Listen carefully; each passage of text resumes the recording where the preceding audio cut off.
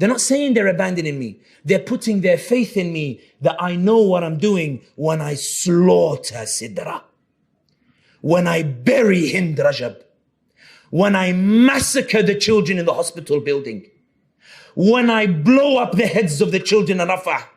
The Muslims know I have a hikmah in what I'm doing when I'm supporting the Israelis. And they know the other side doesn't have my hikmah.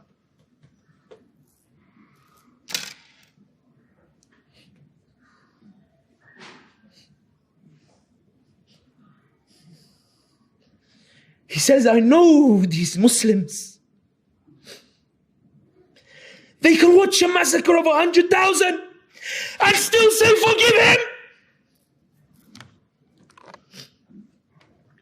They can watch her legs blown off and say, forgive him.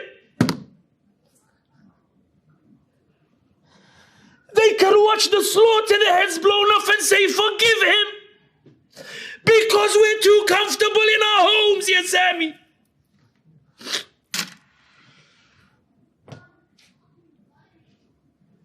He says, I know them. Biden says, I know them better than you, Yasami.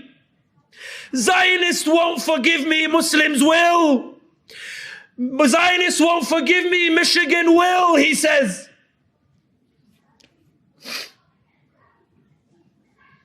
Ibadallah.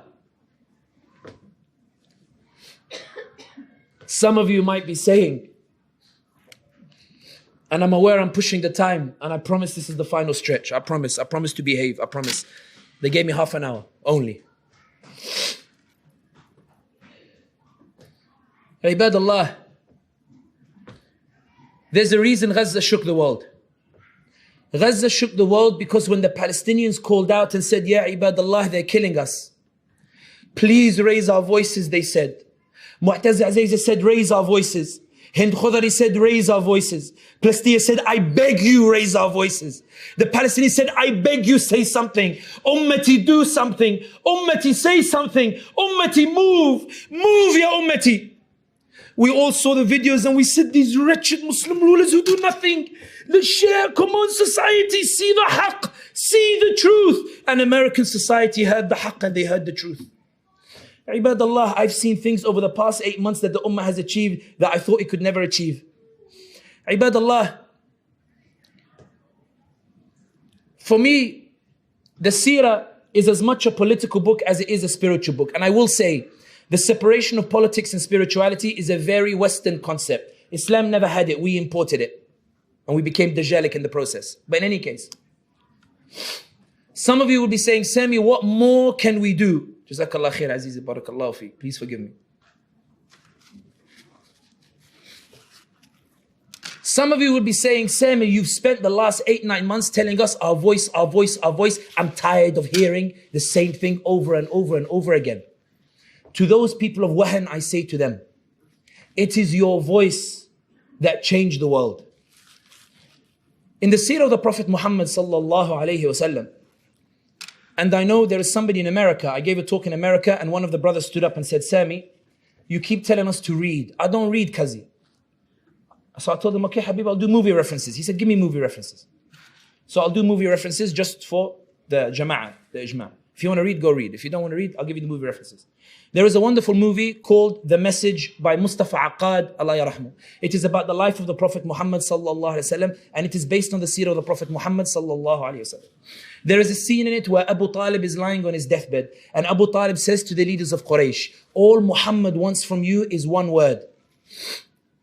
The leaders of the Quraysh, they say, if all Muhammad wanted was a word, we would have given him 100 words. The problem is the word that he wants. This man has no army. This man has no wealth. This man has no media. But as a result of his word, Kamala Harris defends Zionism while her daughter raises money for Palestine. As a result of his word, Tucker Carlson says we need to cut funding for the Israelis.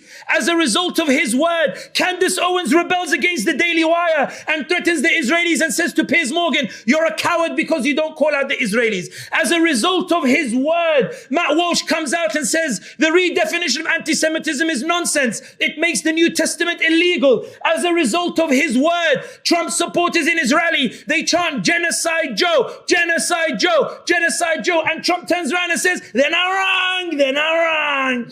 as a result of the word of the Prophet Muhammad sallallahu alayhi wasallam. Biden is falling in the polls, not because of economy, not because of what he's doing domestically. He's falling in the polls because people are unhappy that he's supporting genocide in Gaza. The Reuters article, I know I'm Muslim, so my view is mutawattir in your eyes. So let me bring you Sahih non-Muslim in the book of media, chapter of Reuters. It says, and Republican word Democrat pollster, qala, they said that the shocking thing about the polls is Biden is falling in the polls over an issue where American troops are not dying. It's not an issue where Americans have a vested interest, meaning he's falling in the polls because Americans hear your da'wah, they see your videos, they saw your content, and all of the millions that Israel spent to win their hearts, you broke it for free. That PR strategy of millions, the Ummah broke it for free. And this is why you see TikTok, may Allah protect and preserve it. You see all these white faces, Samantha, Jeffries and the like, all of them supporting Palestine, because when they heard the da'wah, their hearts flipped. Abu Sufyan said, if all Muhammad wanted was a word, we would have given him 100 words. The problem is the word that he wants threatens to topple every genociding leader who supported the genocide in Gaza. That's the word of the Prophet Muhammad sallallahu alayhi wasallam. Ibadallah, some of you will say, Sami, you come as a motivational speaker. I think that's the greatest insult I've heard. I'm not a motivational speaker. I'm a geopolitical risk analyst. I assess dynamics and I explain how they affect things. When you read the seerah like a Dajjal, many of you will pity Bilal ibn Rabah radiyallahu ta'ala an. But when you open the other eye, you will see the parallel with today. Ammar ibn Yasir radiyallahu ta'ala an is brought before the leaders of Quraysh. They say to him, why have you abandoned the ways of our forefathers? Do you not see our missiles? Do you not see our military might? Do you not see how many Palestinians we killed? Do you not see our material superiority? What does the Muhammad sallallahu alayhi wasallam, what does he have that you believe is greater than our material superiority? Ammar ibn Yasir says, he says we have humanity. Every man is born equal. Umayyah says, equal? Is Bilal equal to me? Is he equal to the Israeli? Is Bilal equal to me? Ammar says yes. Umayyah says, come Bilal, whip him and show him the power of our superiority. Bilal stands with the whip. Ammar tells him, Bilal, hit me. Trump is scary. Bilal, hit me. The system is frightening. Bilal, hit me. They will make you pay. Bilal, hit me. You will suffer if you don't. Bilal, bow your head. You will suffer if you don't. Bilal, they will do horrible things to you in the next 4 years. Yeah, Bilal, hit me and forgive the genocide. Yeah, Bilal. Bilal throws the whip on the floor. Umayyah says, rebellion. When they drag Bilal, it's not that Umayyah is strong. Umayyah is hitting Bilal, but he's not the one who is strong. Umayyah hits Bilal harder and harder, not because Bilal is weak, but because Umayyah is terrified. If Americans see that Bilal doesn't care about the invincibility of the Zionists, if he doesn't care about AIPAC lobby, if he doesn't care about what the Israelis are doing, if he's not scared of their power, if he stands for what's right, if he's prepared to sacrifice for what's right, if he's prepared to struggle for what's right, Americans will see it. Their opinions will change. The system will change. Zionism will lose its influence. It will lose its power. A new generation will arise. It will revolutionize society completely. Bilal, stop talking. Bilal, stop resisting. Bilal, stop saying the message. Bilal, stop saying the word. Bilal, stop sharing TikTok. Bilal, stop sharing on social media. Bilal, stop raising the voice of Palestinians. I'm losing control, yeah, Bilal. Bilal, Sayyiduna Bilal radiallahu ta'ala anhu was the powerful one in this story, not Umayyah and the leaders of the Quraysh. Ibadallah, when you read the seerah with the other eye open,